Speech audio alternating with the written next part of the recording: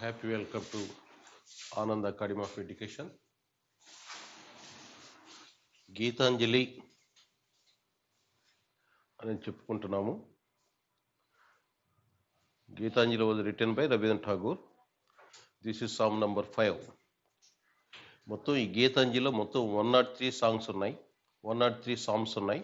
Sam అంటే కీర్తన కదా, 103 ఉన్నాయి. ఆల్రెడీ 4 సామ్స్ గురించి ఎక్స్ప్లెయిన్ చేశాను. This is the 5th psalm. Psalm అన్న హిమ్ అన్న ఒకటైతే కీర్తన, భగవంతుడిని స్తుతిస్తూ రాసినటువంటి collection of songs. All are collection of songs. Gitanjali selection number 5. I ask for a moment's indulgence to sit by thy side. The works that I have in hand I will finish afterwards. Away from the sight of thy face, my heart knows no rest nor respite, and my work becomes an endless toil in a shoreless sea of toil. Today the summer has come at my window with its sighs and murmurs, and the bees are plying their minstrelsy at the court of the flowering grove.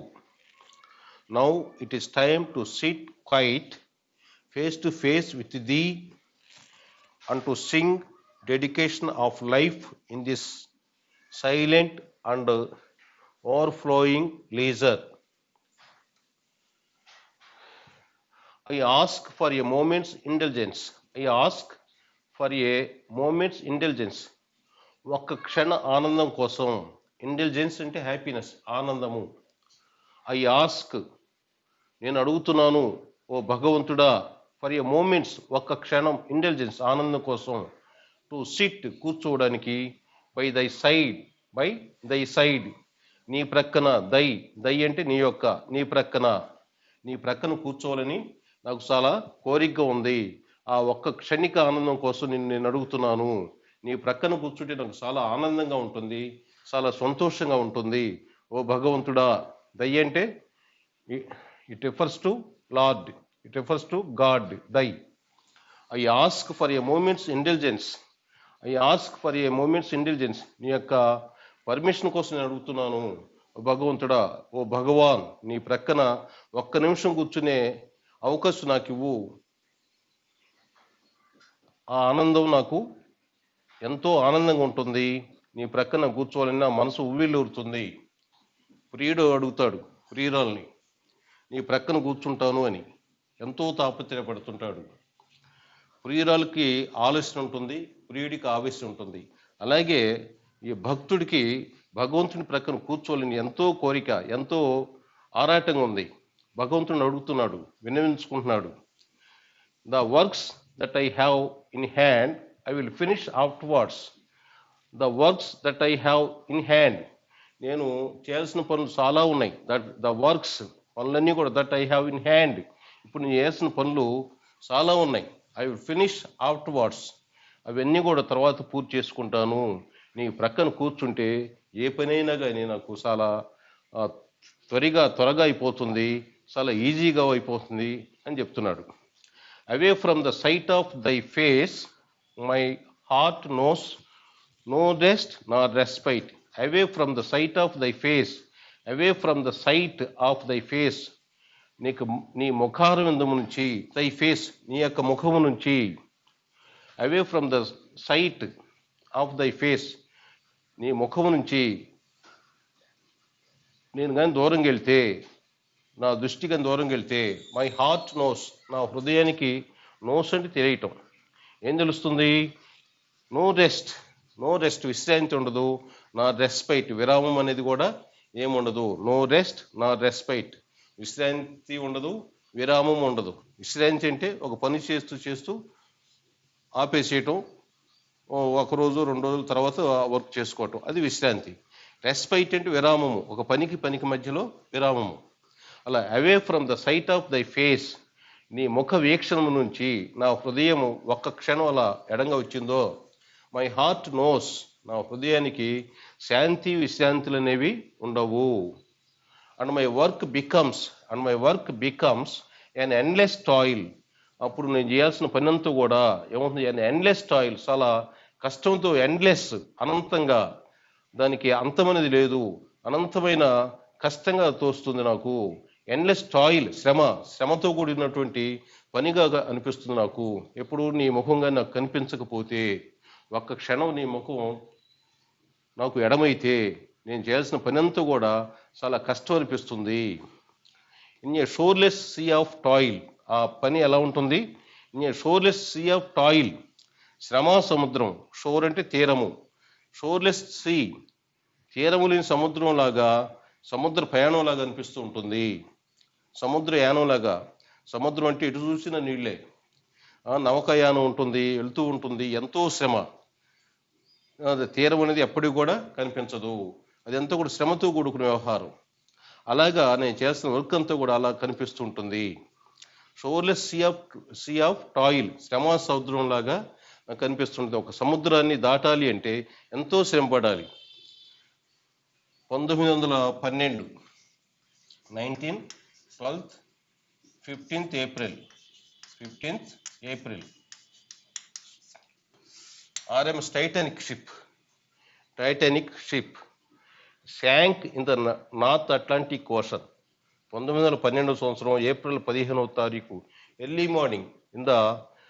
Morning hours of 15th April 1912 sank in the north Atlantic ocean. 1912 సంవత్సరంలో Titanic ship, అది April 15వ తేదీ early morning ఆ సముద్రంలో మునిగిపోయింది. అప్పుడు దాదాపు 1500 పైన మంది జనమంతా కూడా చనిపోయారు అందులో.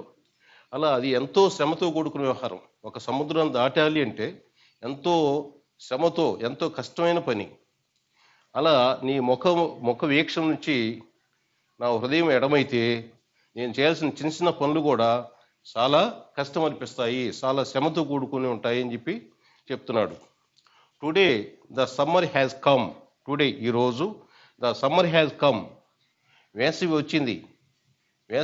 ఎక్కడ? ఎట్ మై విండో, నా కిటికీ వద్దకు వేసంగి వచ్చింది. With it size and murmurs, దాని యొక్క సైస్, నిట్టూర్పులు, వేడి నిట్టూర్పులతోటి అండ్ గుసగుసలతోటి వేసవి వచ్చింది. And the bees are playing their minstrelsy at the court of the flowering grove. And the bees are playing,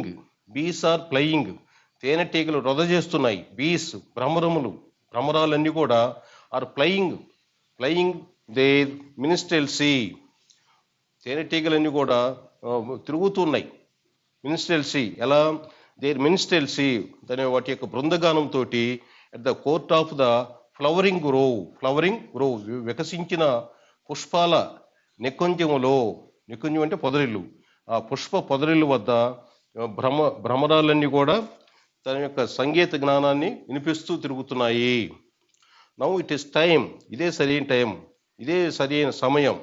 to sit quiet, నీ ప్రక్కన కూర్చోవడానికి, నీ ప్రక్కన శాంతంగా, ప్రశాంతంగా, నిర్మలంగా కూర్చోవడానికి.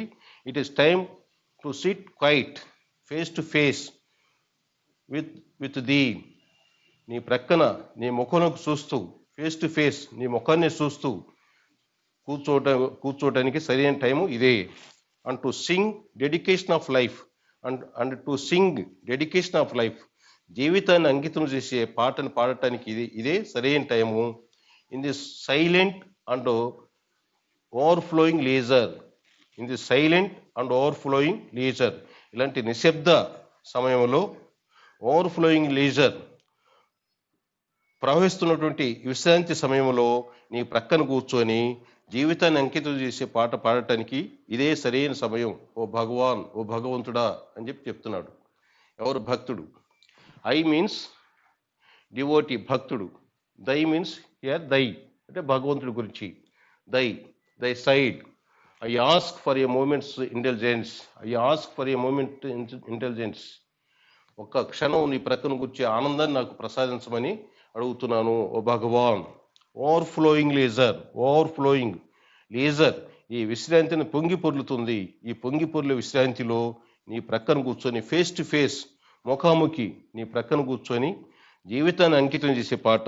To sing dedication of life in the silent. జీవితాన్ని అంకితం చేసే పాట ఈ నిశ్శబ్దంలో, ఈ ప్రశాంతమైన వాతావరణంలో జీవితాన్ని అంకితం చేసే పాట, నీకు అంకితం చేసే పాట పాడటానికి ఇదే సరైన సమయము అని చెప్పి చెప్తున్నాడు. లేజర్, విశ్రాంతి. ఎంతమంది దొరుకుతుంది ఈ రోజుల్లో లేజర్, విశ్రాంతి అనేది? అందుకే WH డేవిస్ చెప్తాడు, William henry Davis, what is this life full of care. What is this life, ఏంటి జీవితం? Full of care, full of ఎంతో జాగ్రత్తలు, ఎంతో. మనిషి అంతా కూడా he has no time to stand and stare. అతను టైమే లేదు, విశ్రాంతి అనేది ఉండట్లేదు.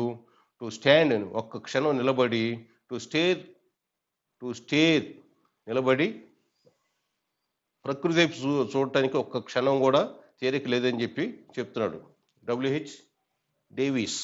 ఇది this is the Gitanjali, psalm number 5, 5వ కీర్తన. Let's meet in 6th Psalm.